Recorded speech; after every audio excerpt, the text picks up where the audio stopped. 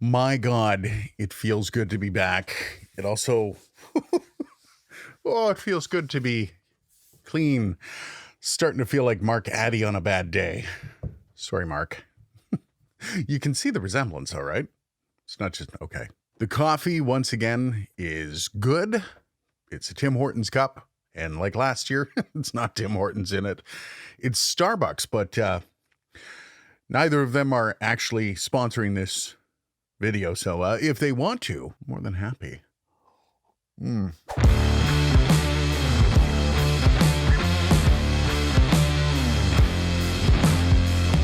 Wow. This is a tad late, eh? Oops. So it's time to evaluate our work and set some goals for the coming year. And if you missed the video from last year, you might want to give it a go. Don't worry. I'll wait. Actually, just looking at it now, only 230 subs. Wow. We've come a long way. Very, very cool. This was one of my favorite videos to do last year, and although it looks rough, I think it was a great video for not only highlighting how to set goals for the year, but also as kind of a time capsule for this channel. Now, I think I'm going to do one of these each year just to see how far the channel has come. Anyways, as I explained in the video last year, this is all about the kinds of goals you should be setting for yourself and the expectations you should have of those goals. Now, those types of goals that we discussed were personal, numbers, content, money, and gear upgrades. These are the ones that a lot of people seem to focus on, so let's dive in. Starting out with your personal goal, or, well, my personal goal. Last year, I had a drive to release one video a week, and wow, did that ever get tough as the year went on, considering everything that was going on, pandemic, renovations that I was doing to my house, and when you mix those two things together, yeah. But that said, last year I released 75 videos, which honestly is more than one a week pace, but well, you know, it is kind of cheating. So this year I think I'm going to keep the same goal, but I do kind of want to expand that. I would love to find a secondary video each week, some kind of content that might not be reviews. Let me know if you have any ideas. Put them down in the comments if there's something you would like to see from this channel. Numbers and growth is an interesting one, and it should be up next, but I'm going to put that off until the end because that's kind of a big one this year. So that means up next is content. Now, this is always important to keep under the microscope, finding ways to update your content and evolve it into something that is watchable for your viewers. As for last year, oh, this is kind of a funny one. I said I wanted to do more run and gun content, stuff outside the studio.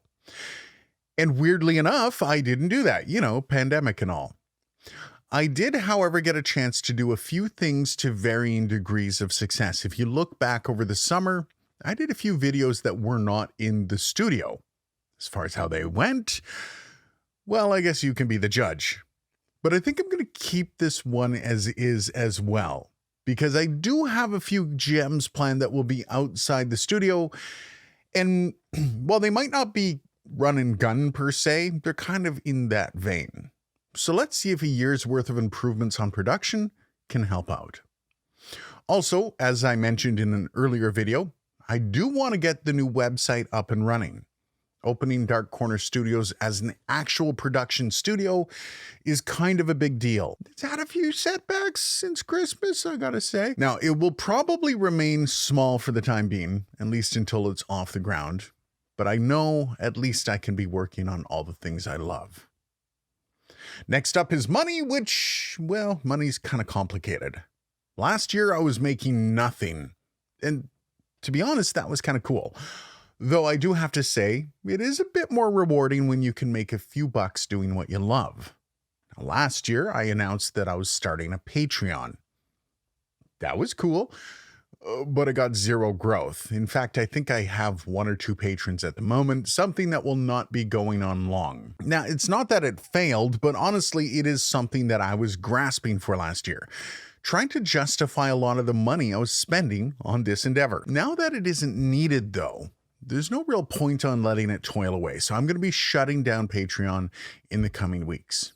Amazon affiliates, it's been okay. I think this is where I'm going to be ramping that up, though. I think my goal this year is going to be to make Amazon affiliates more of a source of income month to month. So far, it's okay, though most months I don't meet the monthly threshold for payouts. So I may look at hitting that a bit harder and making sure that every month I'm hitting that threshold. The money I make from it does go right back into those videos. So it would be cool to get that going, especially for getting gear for more content. I think tying it into the new website might also be a good idea. Gear upgrades. This is also a fun one and funny at the same time. Now, if I look back over the past year, there have been so many upgrades to the studio, not to mention the location. And funny enough, the only real mic expansion that has gone on has been the Texone audio product Stellar X2 that I got. Other than that, nothing's really changed there. Now, I'm using a different board, not necessarily by choice, but the Arturia has been an amazing upgrade for this place as well. But I think 2021 will be the year for the biggest upgrade, and I think that's going to be my main mic. Don't get me wrong. The Rode NT2A has been an amazing microphone for both voiceover gigs as well as the other things it's done, but I might be stepping it up a bit. As for any ideas, well, let's see how that unfolds over the next year. That should be an interesting one. And finally, time for some numbers and growth. And this is the one that a lot of people tend to set their sights just a bit too high. And honestly, this doesn't have to be a strict numbers goal. Last year, I wanted to hit 1,000 subs. And it was a believable goal at the time, but it was still one that took a lot of work to get to. Now, I have to say, I was pleasantly surprised how quickly I hit 1,000 subs in August. And honestly, I've doubled that by now. So yeah, growth has been consistent and exponential. Very cool. This time, I might be hitting just outside of my weight class. We'll see. My goal this year isn't for specific numbers or for growth, but for quality of life. This year, I want to go full-time on YouTube. And that means a few things. One is the ability to support myself and my family, but as well as this channel. They both need the support. I can't do one without the other. And we're going to see if that's possible. Of course, this will take growth from not only this channel, but also the Amazon Associates account. And while it is a massive goal, I would feel somewhat lacking if I didn't at least make one leap in this video.